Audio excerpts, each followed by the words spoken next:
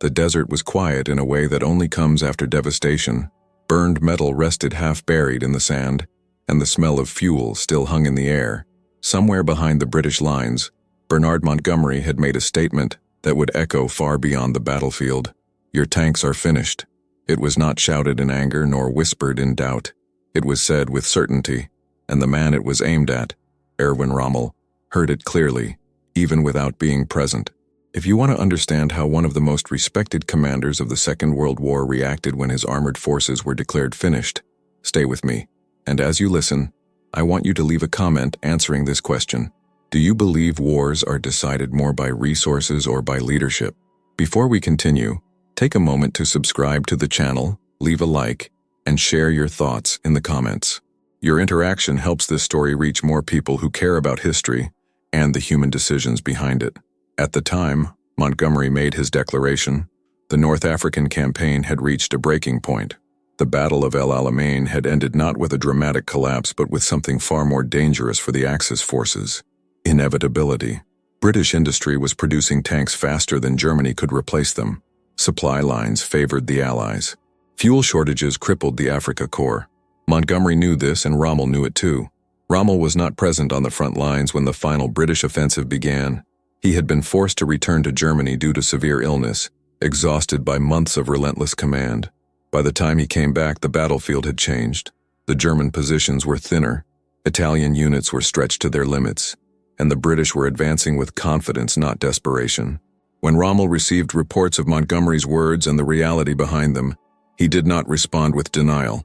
There was no dramatic outburst, no attempt to prove the British commander wrong through reckless counterattacks. Instead, Rommel did something that surprised even his own officers. He accepted the truth of the situation. But acceptance did not mean surrender. Rommel gathered his senior commanders and laid out the facts with brutal honesty. The tanks were nearly gone. Fuel was rationed to the point where vehicles could not be repositioned freely. Air superiority belonged entirely to the Allies. Continuing to fight as before would mean annihilation. Montgomery was right in one sense. The armored war in North Africa was effectively over for Germany. What Rommel did next was not what Berlin expected. Rather than ordering a last stand, Rommel began planning a withdrawal. Not a chaotic retreat, but a calculated, disciplined movement designed to save as many men as possible. His goal was no longer victory in Africa. It was preservation. Preservation of trained soldiers, experienced officers, and whatever equipment could still move. This decision put him on a collision course with Adolf Hitler. Hitler had issued a clear order: hold the line, no retreat. North Africa was to be defended to the last man. To Hitler, retreat was weakness. To Rommel, it was reality. The desert, unlike political speeches, did not bend to ideology. Rommel chose to disobey. Quietly at first, he began pulling units back under the cover of night. Rear guards were established to slow the British advance. Engineers destroyed supplies that could not be transported. Mines were laid not to win ground, but to buy time. Every kilometer gained in retreat meant more lives saved. Montgomery noticed something unusual. The Germans were not collapsing. They were slipping away. Each engagement felt deliberate, controlled, almost respectful of the battlefield itself. Rommel was turning defeat into an organized escape. But this choice came at a personal cost. Messages from Berlin grew more aggressive. Rommel was accused of defeatism. He was reminded of his duty, his loyalty, and his reputation. None of that changed the facts on the ground. Rommel continued the withdrawal anyway, and as the Africa Corps moved westward, something else happened. The legend of Rommel shifted. He was no longer just the aggressive tank commander who had shocked the British earlier in the war. He became something else entirely: a leader who knew when not to fight. Montgomery's statement about the tanks had not broken Rommel. It had clarified his purpose. What followed would test Rommel's defiance, his relationship with Hitler, and his understanding of honor in war even further, as the Desert Campaign entered its final and most dangerous phase. The retreat across North Africa was not a single movement, but a series of calculated decisions made under constant pressure. Every hour, British reconnaissance aircraft circled overhead. Every night, Allied armor probed for weaknesses. Rommel understood that a retreat done poorly would turn Montgomery's prediction into a massacre. He reorganized his remaining forces into flexible groups. Tanks that still functioned were no longer used as spearheads, but as mobile shields. appearing briefly to suggest strength before disappearing again into the desert. Infantry units were rotated constantly, so no single formation would collapse from exhaustion. Even Italian divisions, often dismissed by German command, were placed carefully to hold key positions long enough for others to withdraw. Rommel's leadership style changed during this phase. Earlier in the campaign, he was famous for bold, almost instinctive attacks. Now he became methodical. Every decision was weighed against one question: does this save lives without sacrificing discipline? The Desert War had taught him that survival itself could be a strategic objective. Montgomery, advancing steadily, chose not to rush. He understood Rommel's skill too well. Instead of chasing shadows, he tightened the pressure, forcing the Axis forces to abandon ground without granting them a decisive engagement. It was a duel of patience rather than speed. Behind the scenes, Rommel's defiance of Hitler grew more dangerous. Orders from Berlin became explicit: stop retreating, establish a fixed defensive line, fight. Rommel replied with carefully worded messages, describing fuel shortages, mechanical failures, and the impossibility of holding positions without air cover. Each message was both truthful and an act of quiet resistance. At one point, Rommel reportedly told his staff that the war in Africa was no longer being fought between armies, but between reality and illusion. Reality lived in the sand, the engines, the wounded. Illusion lived in distant offices, marked by maps, untouched by dust or blood. As the Africa Corps moved into Libya, the strain intensified. Roads were scarce, ports were bombed, and supply convoys were relentlessly attacked. Rommel often traveled to the front personally, not to inspire attacks, but to reassure men that their withdrawal was not cowardice. He spoke plainly, without slogans. He told them the truth. The mission was to get out alive and intact. This honesty earned him loyalty, even in defeat. Montgomery later admitted that Rommel's retreat was one of the most skillfully conducted withdrawals he had ever encountered. Each time British forces believed they had trapped the Germans, they found only abandoned positions and expertly timed demolitions. Rommel was using space as his weapon, yet the end was unavoidable. As Axis forces fell back toward Tunisia, Rommel was summoned to Germany. Officially, it was for consultation. In reality, it was a warning. Hitler wanted explanations. The idea that Montgomery had declared German tanks finished, and that Rommel had effectively agreed, was unacceptable to the regime. Before leaving Africa, Rommel walked through a field hospital. He spoke briefly with wounded soldiers, promising that he would do everything in his power to prevent their sacrifice from being meaningless.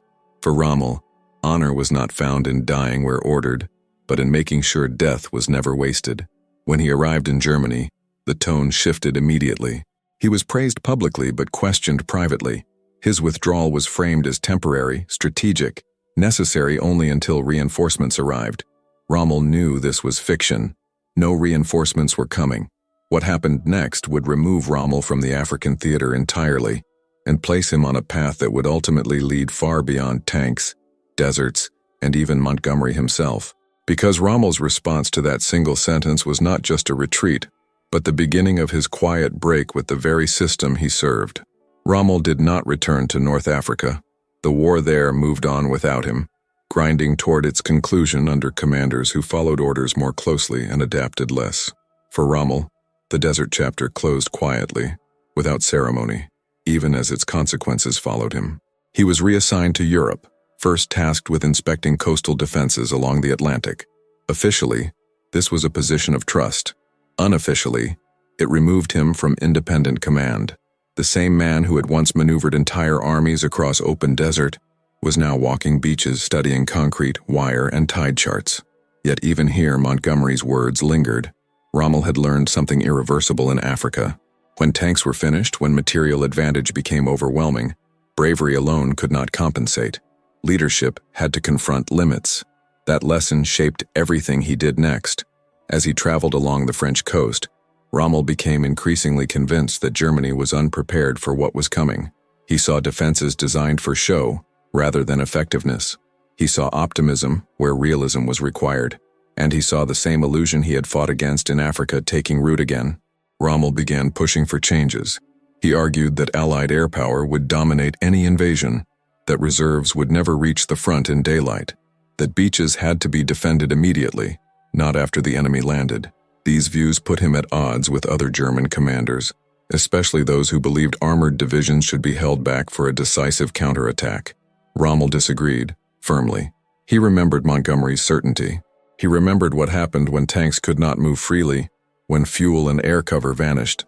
He refused to repeat the same mistake. To Rommel, waiting meant losing. Once again, he acted. Rommel ordered obstacles placed directly on the beaches, mines, steel barriers, wooden stakes.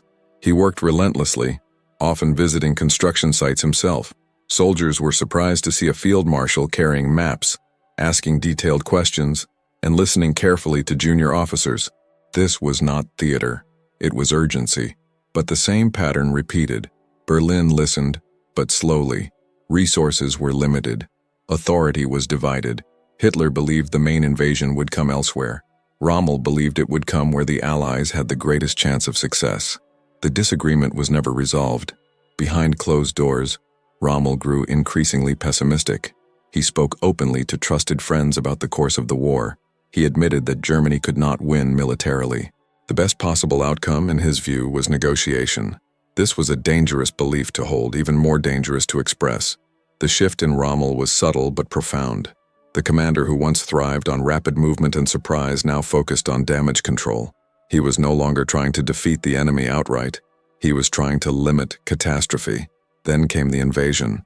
When Allied forces landed in Normandy, Rommel was not present. He was in Germany, celebrating his wife's birthday. By the time he returned, the situation was already slipping beyond control. Air power paralyzed movement. Communications broke down. The very scenario he had warned about unfolded exactly as predicted. Rommel toured the front, witnessing the consequences firsthand. Units were pinned. Counterattacks failed before they began. Tanks once again were finished before they reached the battlefield. This time, there was no desert to retreat into. Rommel's frustration turned inward. He no longer argued only about tactics, but about the purpose of continuing the war at all. To him, further resistance meant destruction without meaning. He began to speak less like a commander and more like a man burdened by responsibility beyond obedience. Others noticed. Officers involved in resistance against Hitler saw Rommel as a symbol, a respected figure, loyal to Germany but not blind to reality. They approached him carefully. Conversations were indirect, cautious, filled with implication rather than confession. Rommel did not join any plot, but he listened. And listening, in that moment, was enough to change his fate. The man who once responded to Montgomery's declaration by saving his army was now facing a decision that would determine how his story truly ended. Rommel understood that silence was no longer protection. The war had moved into a phase where knowing too much was as dangerous as acting. After the failed attempt on Hitler's life in July, suspicion spread rapidly through the German command structure. Arrests followed. Interrogations grew brutal. Names were extracted under pressure, and Rommel's name surfaced more than once. His connection was indirect, but in that climate, indirect was enough. Rommel was recovering from severe injuries after his car was strafed by Allied aircraft. Confined to bed, he followed events through fragments of information. He knew how the system worked. He had seen it consume others. And he knew that his past decisions, especially his refusal to follow catastrophic orders, made him vulnerable. The same realism that had guided his actions after Montgomery's words now guided his thinking again. 2 officers arrived at his home with a message from Berlin.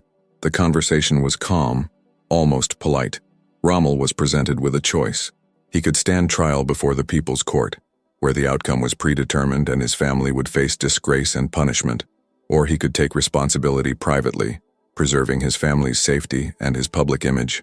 Rommel asked for time. Alone, he reflected on his life in service, on Africa, on the retreat, on the men he had saved by refusing to obey blindly. He did not see himself as a hero. He saw himself as a soldier who had tried to act responsibly in a world that punished responsibility. When Rommel made his decision, it was final and calm. He chose the option that protected others. His death was announced as the result of wounds sustained in combat. The regime honored him publicly. His funeral was grand. Speeches praised his loyalty and sacrifice. The truth remained hidden, known only to a few. But history has a way of connecting moments. Montgomery's declaration that the tanks were finished was not an insult. It was an observation rooted in material reality. Rommel's response to it revealed something deeper than tactical skill. It revealed a man capable of recognizing when a path led only to destruction. Rommel's final act followed the same logic as his retreat from Africa. When continued resistance would only cause unnecessary suffering, he chose another way. This is what separates Rommel's story from simple legend. He was not defined by victories but by restraint, not by blind obedience but by judgment, not by how fiercely he fought, but by when he chose not to. And that understanding reshapes how we interpret his actions long before his final decision, starting with the moment he accepted that Montgomery was right. There is one final layer to this story, one that connects the battlefield, the retreat, and the end of Rommel's life into a single, sobering conclusion about leadership, truth, and the cost of clarity in times of war. Rommel's answer to Montgomery's certainty was never spoken aloud, but it echoed through every choice he made afterward. He learned that leadership is not measured only by advancing lines or destroyed tanks, but by the courage to face reality when illusion is easier. From the deserts of Africa to the final moments of his life, Rommel acted on the same principle. When a battle is truly finished, the responsibility of a commander is not pride, but consequence.